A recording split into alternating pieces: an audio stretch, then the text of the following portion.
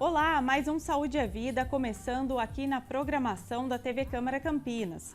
E hoje nós vamos falar sobre obesidade infantil. Inclusive, você pode participar do Saúde é Vida mandando sugestões de temas para o nosso WhatsApp. O DDD é o 19, o número é o 978293776, que vai aparecer aí na sua tela junto com o QR Code para você acessar pelo celular. A cada 7 crianças brasileiras, uma está com excesso de peso ou obesidade, segundo o Sistema de Vigilância Alimentar e Nutricional de 2023 do Ministério da Saúde. O Atlas Mundial da Obesidade, lançado neste ano pela Federação Mundial de Obesidade, ainda aponta que o Brasil pode ter até 50% das crianças e adolescentes entre 5 e 19 anos com obesidade ou sobrepeso em 2035. Mas a boa notícia é que esse quadro pode ser revertido com os cuidados adequados. Para falar sobre esse tema, o nosso convidado de hoje é o Rubens Pfefferbaum. Ele é pediatra e nutrólogo, membro do Departamento de Nutrição da Sociedade de Pediatria de São Paulo. Dr. Rubens, muito obrigada pela sua participação aqui no programa Saúde à Vida. Eu que agradeço, Ana Paula, e cumprimentos aos teus espectadores, da TV Câmara. E um assunto, um tema de bastante importância, que é o programa Saúde e Vida, e eu diria que é uma questão hoje de saúde pública. Exatamente, doutor. Porque a questão da obesidade, conforme você colocou, com dados muito recentes, esses dados eles estão batendo também com dados agora de 2 meses atrás da Fiocruz, que foram publicados numa revista internacional, que é o Lancet. E a gente tem realmente, pelo menos até a faixa etária de 10 anos, em torno de 14% de obesidade, sobrepeso nessas crianças e também tanto na faixa etária de meninos ou de meninos. Entre até os 5 anos, a prevalência é um pouco menor, não é? Mas a partir dos 5 anos já são dados preocupantes. E como você falou em relação à adolescência e na fase adulta a gente tem no Brasil praticamente 1 a cada 3 ou 4 cidadãos com obesidade ou sobrepeso. Doutor, começando aí, então, falar um pouquinho, o que classifica uma criança ou adolescente, no quadro de obesidade infantil? Bom, essa é uma pergunta importante e se refere justamente a uma avaliação nutricional que deve ser feita no pediatra, pelo nutricionista. Então, o que nós utilizamos é basicamente o peso para a idade, o peso para a estatura e o que realmente classifica bastante é o índice de massa corpórea. Esse índice de massa corpórea é uma relação entre o peso e a estatura. E esses índices, eles são colocados em tabelas, em curvas de crescimento. Então, com isso, nós temos as curvas de crescimento, que a própria Organização Mundial da Saúde tem, o próprio Ministério da Saúde. Quando a gente vai na caderneta de saúde da criança, esses dados eles estão lá colocados, para justamente ser acompanhado o peso, a estatura, o índice de massa corpórea das crianças desde o nascimento até praticamente a fase da adolescência. Então, esse acompanhamento, Ana Paula, ele é muito importante, porque é claro que cada criança tem que ser individualizada no seu crescimento e precisa ver se realmente essa criança não está fugindo desta curva, tanto na questão da obesidade, do sobrepeso, verificar a sua altura, como também hoje, menos frequente, a questão da subnutrição, que já foi um problema muito grave aqui no Brasil e que, infelizmente, a gente tem voltado um pouco pela questão econômica nos últimos anos, da pandemia, Enfim, esse é um outro assunto também. Então, o acompanhamento, ele é fundamental pelo pediatra, as unidades de saúde, pela nutricionista. Então, quando se trata de criança, é importante que se faça esse tipo de avaliação, conforme você perguntou, né, Ana Paula? Doutor, hoje a obesidade infantil ela é tratada pelos especialistas, né, como um problema multifatorial. Por quê? Então, Ana Paula, é uma questão, a equação da obesidade, ela parece muito simples. Ganha-se peso se você excede as calorias que são necessárias para o teu gasto energético diário, e se você não gasta essas calorias, você não tem uma atividade física adequada, essas calorias elas vão se acumular no tecido gorduroso, vão ocasionar aquilo que a gente chama de adiposidade, com ganho ponderal, não é? E também, sobretudo, uma modificação na composição corpórea, tendo mais gordura do que aquele a gente chama de massa magra, que é a massa muscular e massa óssea. Então, isso, Ana Paula, parece muito simples, né, de resolver. Mas os interferentes dentro dessa equação é que são difíceis de a gente resolver e muitas vezes identificar. Então, na verdade, a obesidade não dá para a gente dizer, olha, um determinado alimento ou um determinado alimento, alguma coisa que você está comendo que não deve comer. Na verdade, a obesidade é um contínuo, é um contínuo.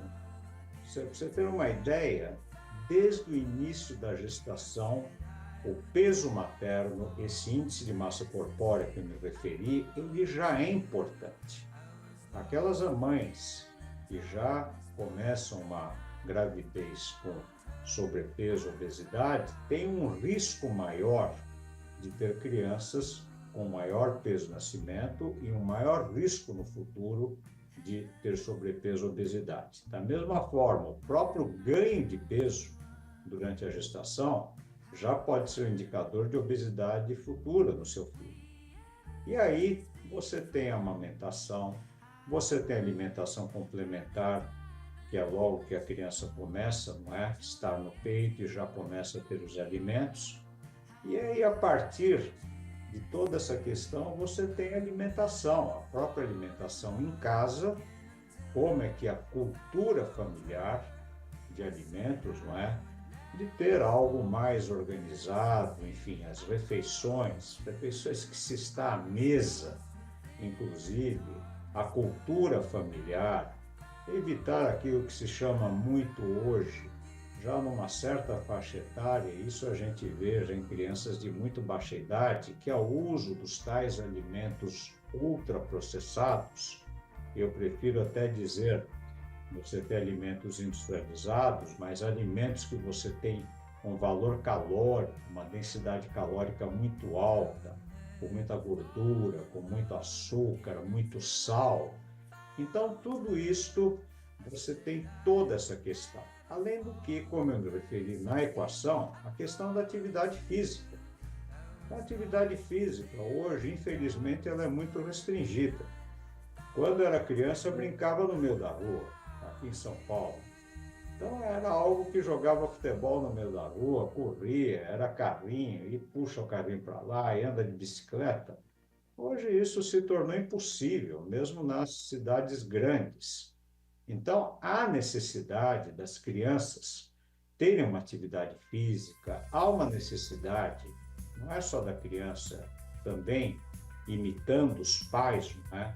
A família tem que ter essa atividade física para justamente diminuir essa alta prevalência de obesidade que, infelizmente, conforme você citou, tende cada vez mais a aumentar se não forem tomadas as devidas providências, não é? Em relação a um controle, entre aspas, mas a orientação alimentar de crianças, das suas famílias, atividade física. Então você veja que parece uma coisa simples, mas é um problema bastante complexo, né? Que a gente tem a tratar.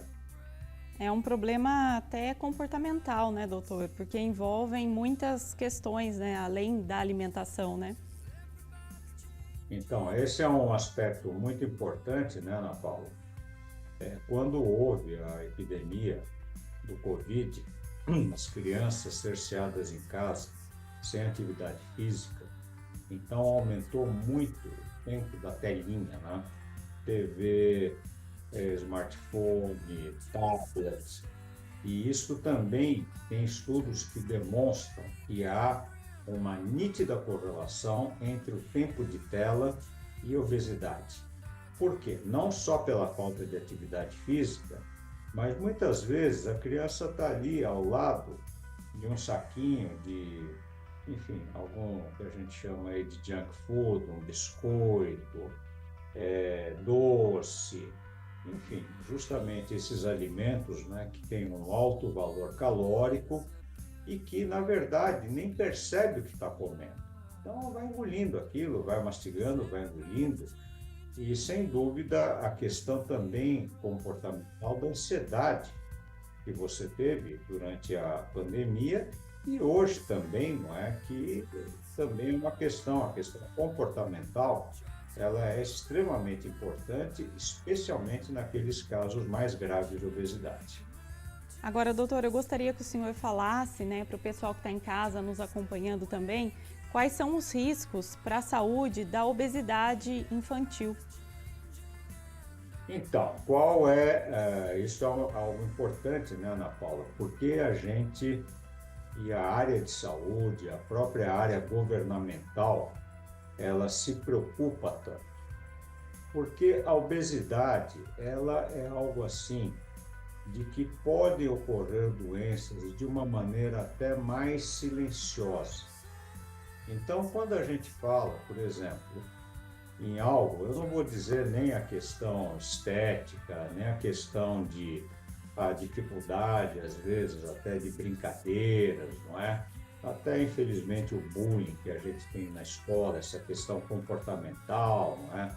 Então, ficar, assim, mirando, não é? Aquela criança que tem mais sobrepeso, então, assim, zoando essa coisa que, infelizmente, ainda ocorre, mas na forma de doenças que pode ocorrer, mais ou menos cedo, a gente tem, por exemplo, a tal da síndrome metabólica.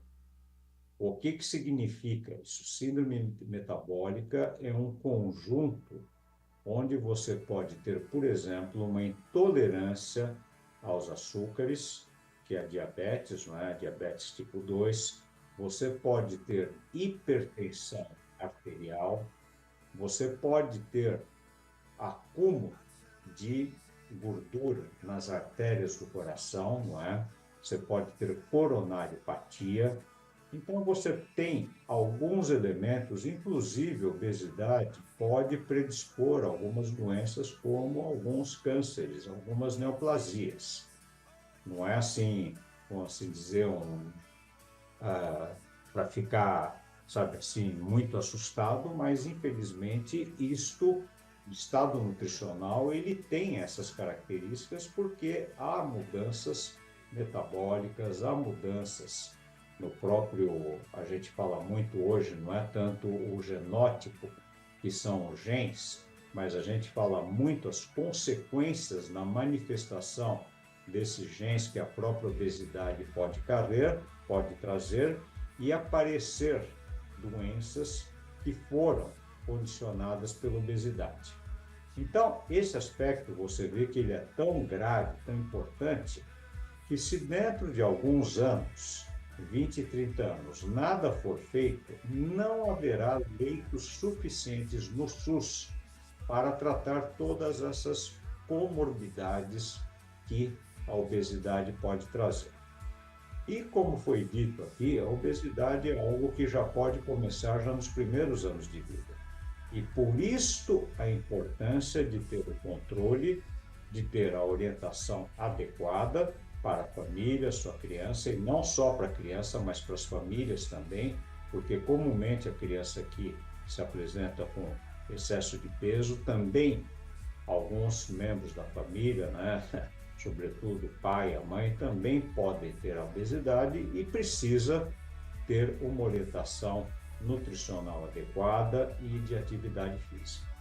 Então, não é que é uma questão estética, é uma questão realmente de saúde que pode provocar, em curto prazo relativamente, doenças, não é, metabólicas, é o que a gente chama de doenças crônicas não transmissíveis e que pode ter consequências bastante importantes na saúde do indivíduo.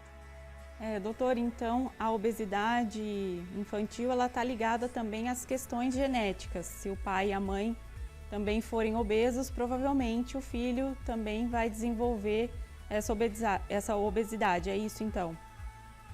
Então, Ana Paula, é exatamente isso. Obesidade, como eu falei, parece equação simples, mas ela é multifatorial. E o componente genético, ele é importante. Você tem famílias, são famílias que tendem a ter um ganho ponderal maior.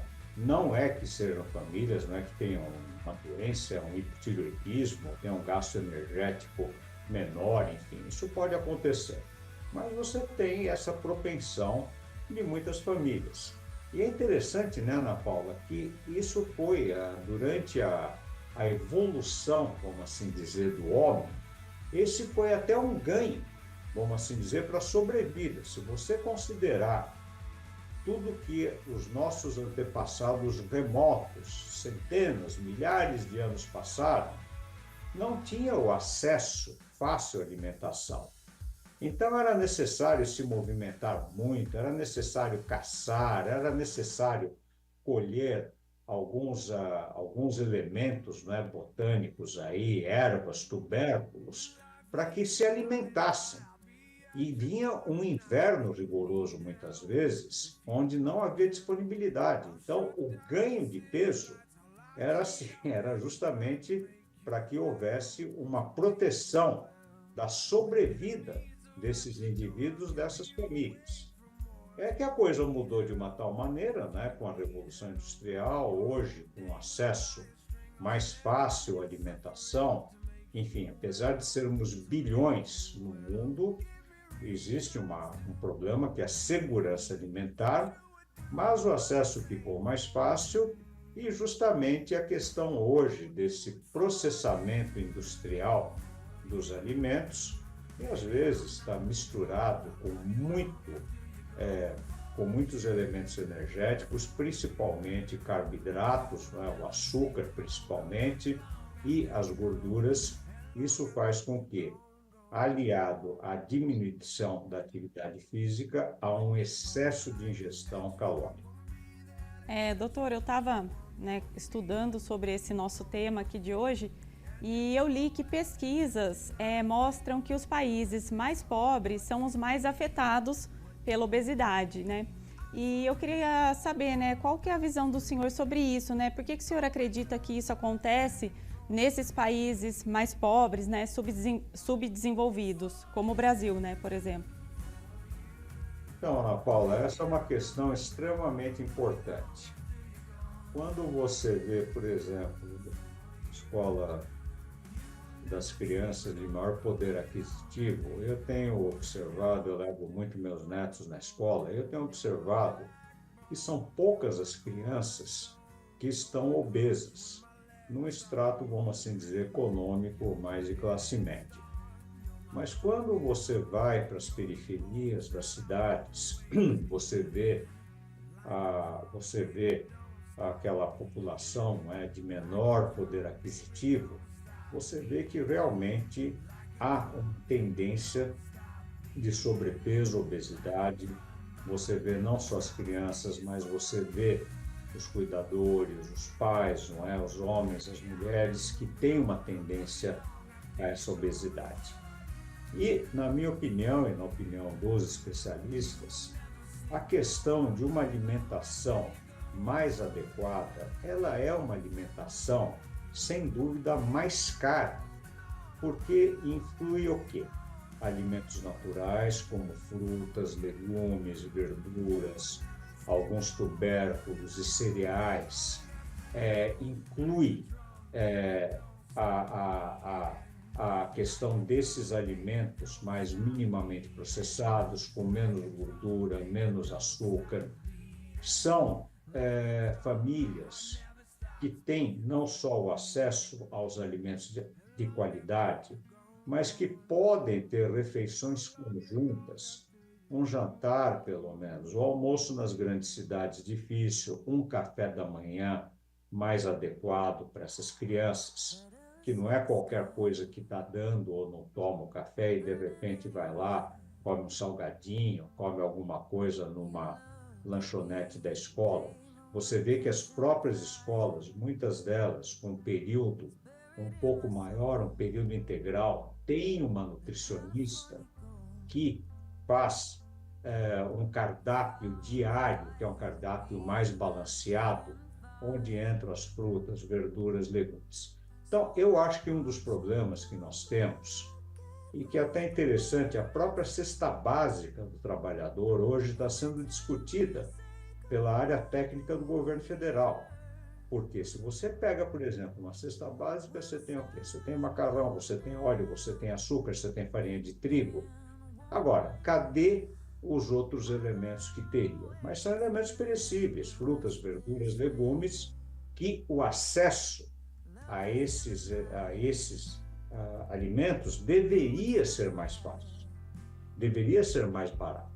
Então, há necessidade realmente de um movimento, no Brasil principalmente, de baratear o acesso a esses alimentos de mais qualidade e diminuir aquelas coisas que são, vamos assim dizer, mais processadas, mais industrializadas, que não têm qualidade. O fato do ultraprocessado, muitos têm qualidade, você pega, por exemplo, fórmula infantil, bom, são ultraprocessados, mas isso teve estudos para colocar quando não há possibilidade de aleitamento materno, por exemplo. O aleitamento materno é uma questão extremamente importante. O Brasil já tem uma prevalência em torno de 60% até os 6 meses de aleitamento materno exclusivo ou complementado, o que é uma grande vitória, não é? Tanto da Sociedade de Pediatria, como também de todos aqueles que estão envolvidos na orientação do aleitamento, como as diversas entidades, as diversas agências governamentais que, sem dúvida, fazem um grande trabalho relacionado a isso. Agora, Dr. Rubens, acho que uma questão bastante importante a gente falar aqui é como saber se a criança ou adolescente já está entrando numa obesidade chamada mórbida, né? Então, Ana Paula, eu vou te citar o exemplo do meu consultório, onde aquilo que eu me referi anteriormente. É fundamental o acompanhamento de uma criança desde o nascimento. Eu diria hoje, até o pediatra, existe uma consulta pré-natal com o pediatra, o obstetra acompanha, mas é importante essa consulta pré-natal, por exemplo, a questão do aleitamento materno, enfim, a questão da ansiedade materna, o que vai orientar em relação ao aleitamento, depois, quando vem no consultório, aleitamento, alimentação complementar, orientação de hábitos, né, de alimentação e de estilo de vida, é fundamental.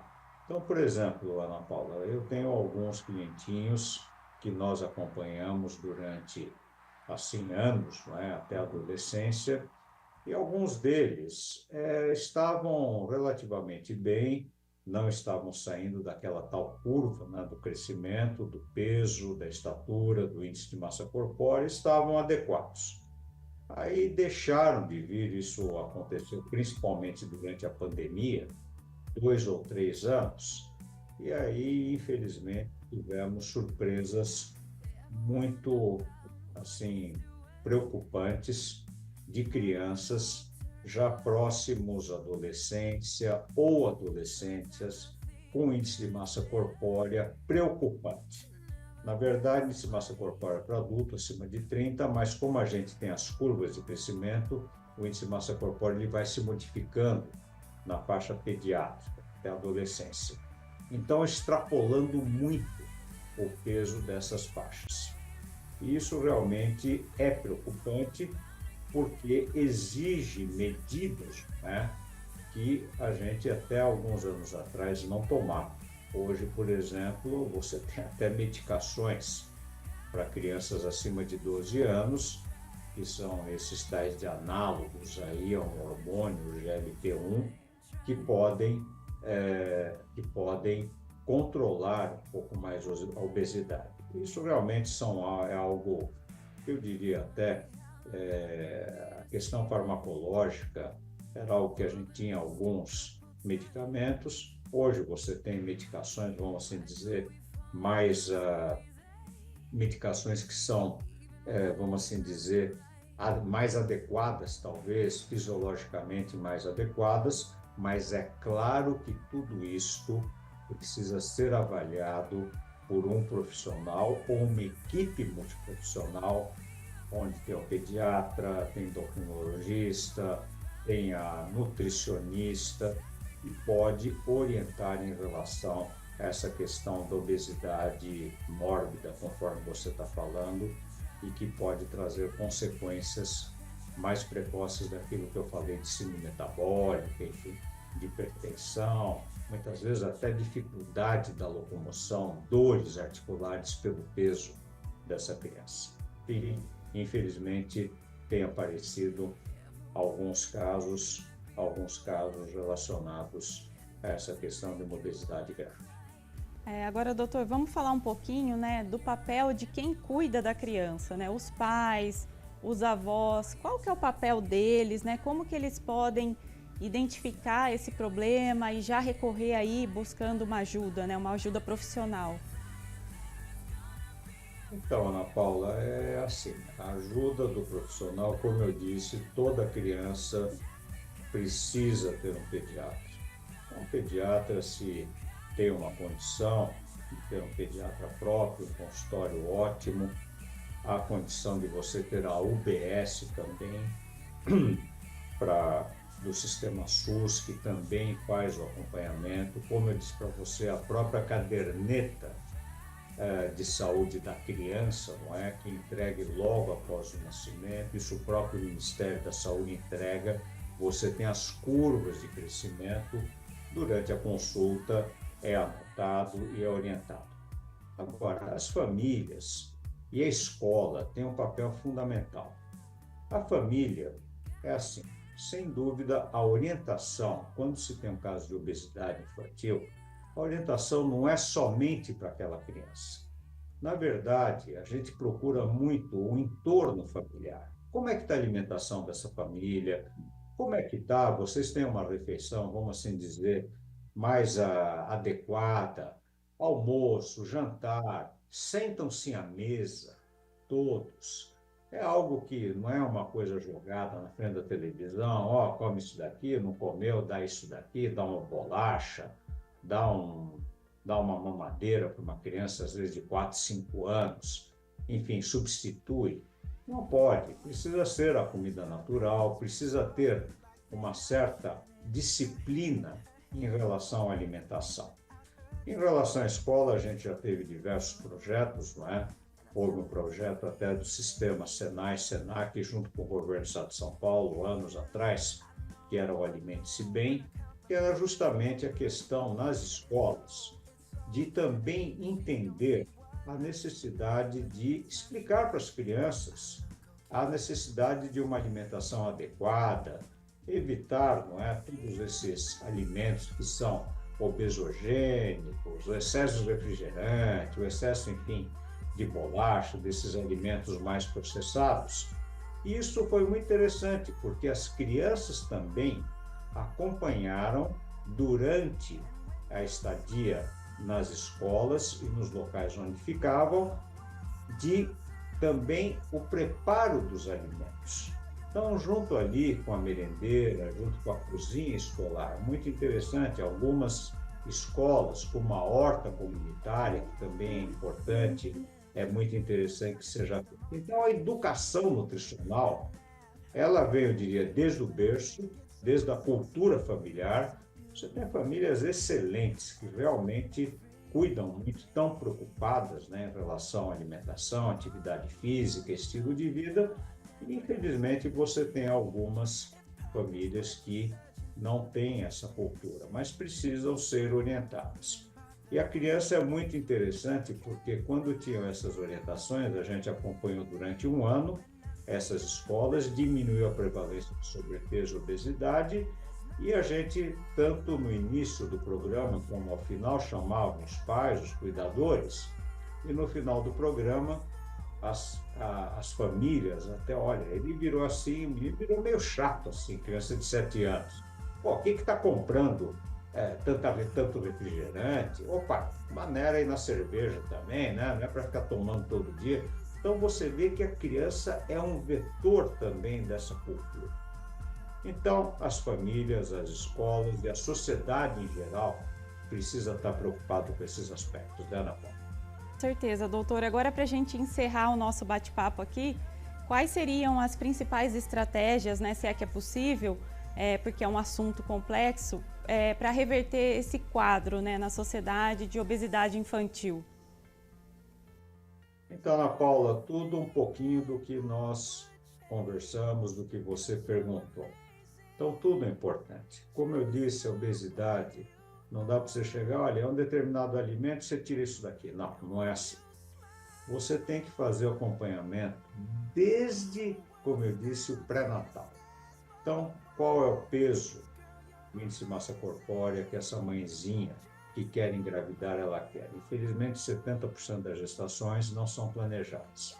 Durante a gestação, ter as consultas do pré-natal, fazer o seu acompanhamento de peso, ter uma alimentação adequada. O fato de estar gestante não significa que precisa comer por dois de maneira nenhuma.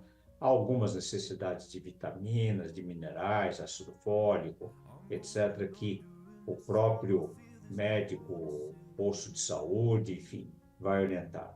Ao nascimento, orientação do aleitamento materno, até 6 meses exclusivo, até 2 ou 3 anos, conforme a Organização Mundial da Saúde. O aleitamento materno é algo que faz com que a composição do leite materno é importante e a questão da saciedade também, até dos sabores do leite humano, é importante para evitar aquela coisa de querer só comer doce, de querer comer esses alimentos que são mais adocicados. A alimentação complementar a partir do 6º mês de vida, então uma alimentação balanceada, a criança ter acesso a oferecer frutas, legumes, verduras, tubérculos, cereais, carnes de qualidade, evitar sal, evitar açúcar, evitar alimentos gordurosos e, posteriormente, a alimentação da própria família. Então, o sentar à mesa é importante, a questão da mamadeira podendo cair fora é importante, porque mamadeira, criança com 2 ou 3 anos, ficando tomando aí toda hora aí leite de vaca, é interessante que o próprio excesso de proteína também pode ocasionar obesidade nessas crianças pequenas. Então, cair fora da mamadeira, dar alimentação no copo, como eu falei, sentar à mesa, enfim, ter essa cultura familiar.